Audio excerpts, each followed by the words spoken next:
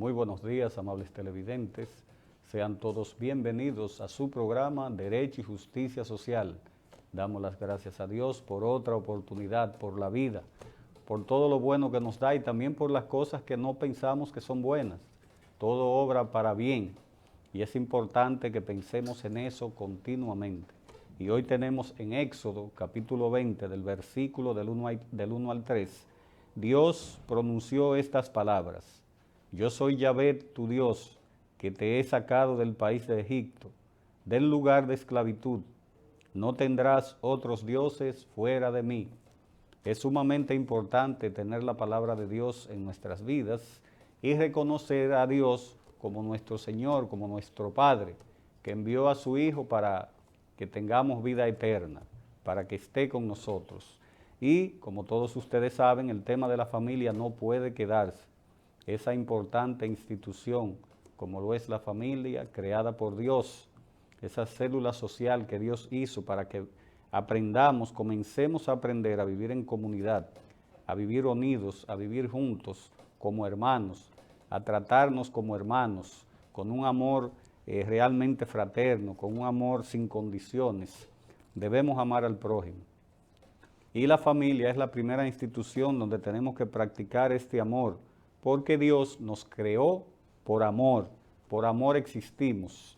Y estos tiempos tan difíciles, de tanta violencia, que no me gusta repetir ni siquiera el término, no me gusta esparcir este tema de la violencia, pero lamentablemente es lo que estamos viviendo. Vimos la tragedia del pasado lunes, el ministro Orlando Jorge Mera, la situación que pasó, el crimen horrendo que pasó con una persona de familia, una persona de valores, una persona importante para la sociedad. Yo en una ocasión, yo tuve la oportunidad de conocerle en los años mozos, cuando él comenzaba a ejercer la carrera de abogado, pues tuvimos un caso ahí en la Pedro Livio con Duarte, cuando solamente existía ese tribunal de menores, un joven muy correcto, honesto, espontáneo, realmente, y así fue durante toda su vida, sobrio, una persona sobria, sencilla, humilde, y es una pena esta tragedia, y eso debe a nosotros despertarnos el ánimo de la paz, del amor, de la consideración. Por eso nosotros llamamos a los padres a que inviertan en sus hijos. Las cosas materiales tienen una importancia secundaria, los bienes materiales, los intereses, sea cual sea el móvil, pues de esta situación que ocurrió, nada vale más que la vida, preservar la vida, una situación que no solamente enluta a dos familias, sino también a la sociedad dominicana. Estamos alarmados con las cosas que están pasando, y toda muerte que sucede es trágica, todo ser humano que se pierde es lamentable para la sociedad, pero más con una persona útil, una persona que viene con una trayectoria de entrega. A pesar de ser un ministro no lo parecía, se le notaba, porque la actitud del ser humano es importante cuando tiene ese dejo de ese valor de la humildad, de llegar al otro a través incluso de su mirada. Orlando Jorge Mera, pues le pedimos a Dios que esté a su lado, que Dios le tenga en un buen lugar y paz a su familia. Nos solidarizamos con su familia. Realmente deben agradecer a Dios por el tiempo que tuvieron a Orlando en su seno, porque realmente es una persona que construyó, es una persona que ha dejado un legado, y esto no se podía pasar por alto.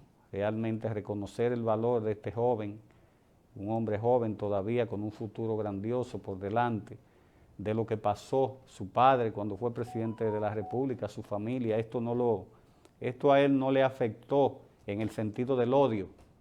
Él era sobrio, una persona humilde. De hecho, su lema era no guardar rencor, perdonar. Y hemos visto que su familia eso es lo que ha manifestado, que perdonan a su agresor. El perdón es otra situación importante de que se lo inculquemos a nuestros hijos. Si alguien nos daña, si alguien nos hace daño, si nos sentimos afectados, vamos a perdonar. vamos a perdonar, porque todos somos pecadores. Esto es otro indicio importante de la calidad de su familia, el haber perdonado a esta persona que terminó con la vida de Orlando Jorge Mera. Paz a sus restos. Pues bien, amables televidentes, esta misma situación de violencia que está viviendo la República Dominicana, bueno, es una situación mundial. El mundo está patas arriba. Y luego de concluir, no de concluir la pandemia del COVID, sino de ir bajando su intensidad, los miedos a que han estado sometidos los pueblos por esta pandemia, pues ha ido bajando, las economías se han ido reactivando, ha habido una especie de relajamiento en el aspecto laboral, en el aspecto festivo, en el aspecto de compartir, pero realmente los índices de pobreza no han variado mucho. La República Dominicana, año tras año, pues el mismo Banco Central presenta índices de desarrollo, de crecimiento del Producto Interno Bruto, pero la gran mayoría de los dominicanos no perciben ese crecimiento. Tenemos una media, por ejemplo, en el 2019 al 2020 de un 21%, hubo un crecimiento a un 23 o un 24% de lo que es la riqueza monetaria en el ser humano, la riqueza monetaria, pero el empleo informal, las personas que andan en las calles, si usted los entrevista, si usted le pregunta, pues la respuesta no va a ser otra de que las dificultades que hay para la alimentación, para el vestido y para las cosas prioritarias, no hablando de lo que es la recreación, que es también un derecho constitucional. Nosotros aquí en este país no tenemos esa facilidad ni siquiera de hacer turismo interno, siendo el turismo nuestra principal empresa, bautizado como la industria sin chimenea, pues al pueblo dominicano está privado incluso de hacer turismo interno. Imagínese usted, un obrero, un empleado que le den sus vacaciones, que le toca año tras año, no puede irse ni siquiera de fin de semana a un pueblo a visitar, a viajar, porque las empresas no le dan esas facilidades y sus salarios son salarios muy deprimidos. Entonces, eso es parte de la pobreza, el analfabetismo, el desempleo, está reflejada la pobreza en los servicios básicos, en la condición sanitaria, en la mortalidad infantil o la mortalidad materno-infantil. Todo esto refleja la pobreza, y hemos visto también en los últimos años un crecimiento en lo que es la mortalidad infantil, y eso es ya en pleno siglo XXI, donde la tecnología, donde la ciencia médica ha estado tan avanzada. Realmente los que más sufren son los más necesitados.